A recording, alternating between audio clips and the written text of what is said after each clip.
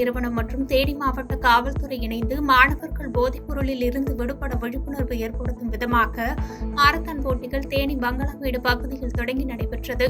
நுழைவு கட்டணமாக ரூபாய் 300 பதிவு செய்து சுமார் 5000க்கும் மேற்பட்ட இளைஞர்கள் இந்த போட்டியில் கலந்து கொண்டனர். இந்நிலையில் போட்டியில் பங்கேற்ற போட்டியாளர்களுக்கு தண்ணீர் உள்ளிட்ட அடிப்படை வசதிகள் கொடுக்கப்படாததால் சிறுவர் சிறுமிகள் மயக்கமடைந்து கீழே விழுந்ததால் பரபரப்பு ஏற்பட்டது. பின்னர் அவர்களை மருத்துவமனைக்கு கொண்டு செல்ல ஆம்புலன்ஸ் வசதி கூட முறையாக ஏற்படுத்தாததால் தனியார் வாகனத்தில் மருத்துவமனைக்கு அழைத்து செல்லப்பட்டனர். இதனால் ஆத்திரமடைந்த இளைஞர்கள் தேனி மதுரை சாலையில் அமர்ந்து போராட்டத்தில் ஈடுபட்டனர். தொடர்ந்து போராட்டத்தில் ஈடுபட்ட இளைஞர்களிடம் தேனி மாவட்ட துணை காவல் கண்காணிப்பாளர் விவேகானந்தார் பேச்சுவார்த்தை நடத்தினார். மாவட்ட காவல்துறை இணைந்து நடத்தும் மாரத்தான் போட்டியில் அடிப்படை வசதிகள் செய்து தராமல் குளறுபடி ஏற்பட்டது அப்பகுதியில் பரபரப்பை ஏற்படுத்தியது.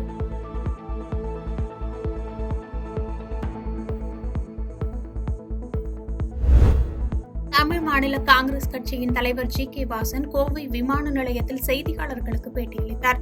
அப்போது பேசிய அவர், தமிழ் மாநில காங்கிரஸ் கட்சியின் செயற்குழு கூட்டம் இம்மாதம் 12ஆம் தேதி சென்னையில் நடைபெற உள்ளதாகவும், இந்த கூட்டத்தில் இயக்கத்தின் மூத்த தலைவர்கள், மாவட்ட தலைவர்கள் உள்ளிட்டோர் கலந்து கொண்டு வருகின்ற நாடாளுமன்ற தேர்தலில் இயக்கத்தின் பணிகள், தேர்தல் வியூகம், குறிப்பாக இயக்கத்தின் கூட்டணிகள் குறித்து ஆலோசனை செய்யப்பட உள்ளதாக தெரிவித்தார். தமிழ் மாநில காங்கிரஸ் கட்சியினுடைய செயற்குழு கூட்டம் இந்த மாதம் 12ஆம் தேதியன்று சென்னையிலே நடைபெறுகிறது. கூட்டத்தில் இயக்கத்தினுடைய மூத்த தலைவர்கள், மாவட்ட தலைவர்கள், மாநில நிர்வாகிகள், செயற்குழு உறுப்பினர்கள் எல்லாம் கலந்து கொண்டு வருகின்ற நாடாளுமன்ற தேர்தல் குறித்து இயக்கத்தினுடைய பணிகள், தேர்தல் வியூகம், குறிப்பாக இயக்கத்தினுடைய கூட்டணிகள் குறித்து ஆலோசனை செய்யப்படும்.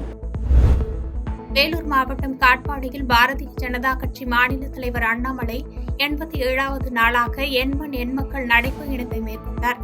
காட்பாடி வள்ளிமலை கூட்டு சாலையிலிருந்து சித்தூர் பேருந்து நிறுத்தம் வரை நடைபயணம் மேற்கொண்ட அவர், நடைபயணத்திற்கு பிறகு சித்தூர் பேருந்து நிறுத்தத்தில் பொதுக்கூட்டத்தில் கலந்து கொண்டு பேசினார். அப்போது பேசிய அவர், அண்ணாவின் கொள்கைக்கு நேர் எதிராக தமிழகத்தில் ஆட்சி நடந்து வருகிறது என்று சாடிய அவர், திமுகவை வீழ்த்தி 3வது முறை மோடியை பிரதமராக்க வேண்டும் என தொண்டர்கள் மற்றும் பொதுமக்களுக்கு அறிவுறுத்தினார். திராவிட முன்னேற்ற கழகத்தில் அரசியல்வாதிகளுடைய பேச்சு எல்லாம் ஆபாசத்தை தாண்டி வன்மத்தை நோக்கி போய் கொண்டிருக்கிறது. அதை யாராலையும் காது கொடுத்து கேட்க முடியாதுங்க ஐயா. 2 பேர் யாரு போட்டி போட்டுக்குவாங்கன்னா, துரைமுருகன் அவர்களும் பொன்முடி அவர்களும் போட்டி போட்டுக் கொள்வார்கள். ஆபாசமும் வன்மமும் யாருக்கு அதிகமாக திராவிட முன்னேற்ற கழகத்தினுடைய அரசியல் வாழ்வில் இருக்கு. புதுக்கோட்டை மாவட்டம் பொன்னமராவதி அருகே வார்பட்டி பிச்சங்காலப்பட்டியை சேர்ந்தவர் லோகநாதன். கல்லூரி மாணவரான இவர் தனது வயல் பணிக்காக டிராக்டரை எடுத்து சென்றுள்ளார். அப்பொழுது மணியாரங்குளம் அருகே வந்தபொழுது எதிர்பாராத விதமாக ஊரணிக்குள் டிராக்டர் கவிழ்ந்து விபத்துக்குள்ளானது. இதில் டிராக்டரின் சக்கரத்தில் இடையே சிக்கிய லோகநாதன் சம்பவ இடத்திலேயே உயிரிழந்தார். அதைத் தொடர்ந்து உயிரிழந்த லோகநாதன் உடலை பிரேத பரிசோதனைக்காக பொன்னமராவதி அரசு பாப்பாயி ஆட்சி மருத்துவமனைக்கு கொண்டு செல்லப்பட்டது. மேலும் இதுகுறித்து பொன்னமராவதி போலீஸ் வழக்கு பதிவு செய்து விசாரணை மேற்கொண்டு வருகின்றனர்.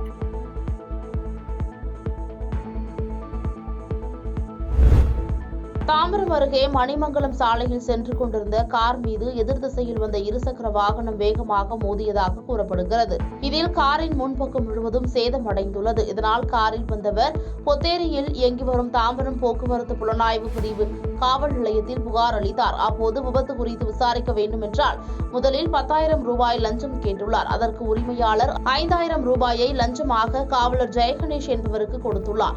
இந்த வீடியோ சமூக வலைதளங்களில் வெளியாகி பரபரப்பை ஏற்படுத்தியுள்ளது. இப்போ உங்களுக்கு ஆர்டிஓல காட்டுற வேலை மட்டும்தான்.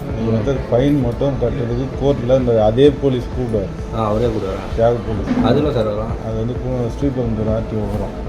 அதில் போய் கொடுத்துருங்க. அதில் போய் ஃபைனை கட்டுறது. அது எவ்வளோ வரும்னு தெரியல. அது மேஜிஸ்ட்ரேட் ஃபிக்ஸ் பண்ணுறது.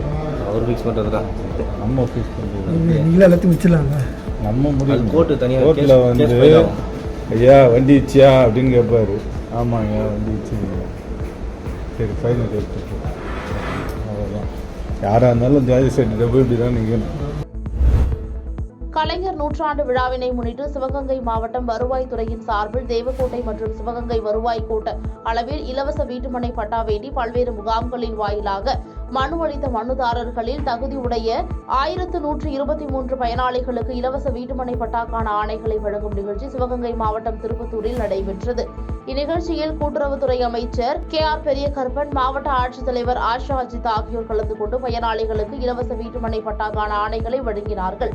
மேலும் கானாடுகாத்தான் பேரூராட்சிக்குட்பட்ட வசந்தம் நகர் பகுதியில் வசித்து வரும் பொதுமக்கள் 30 ஆண்டுகளுக்கு மேலாக வீட்டுமனை பட்டா வேண்டி விண்ணப்பித்திருந்த நிலையில் 37 குடும்பங்களுக்கு வீட்டுமனை பட்டாக்களை பெற்றுத்தந்த கானாடுகாத்தான் பேரூராட்சி தலைவர் ராதிகா ராமச்சந்திரன், 11வது வார்டு கவுன்சிலர் செட்டிநாடு பாலு ஆகியோருக்கு கண்ணீர் மல்க தங்களது நன்றியை தெரிவித்துக் கொண்டனர். ஸ்டாலின் ஐயா அவருக்கு, எங்கள் உடன்பிறப்பு அண்ணன் அவர்களுக்கு கோடான நன்றி.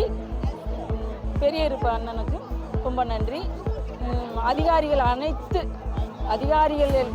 நம்ம அரசாங்க அதிகாரிகள் அனைத்து பேருக்கும் பல்லாண்டு எல்லாரும் நல்லா வாழணும்.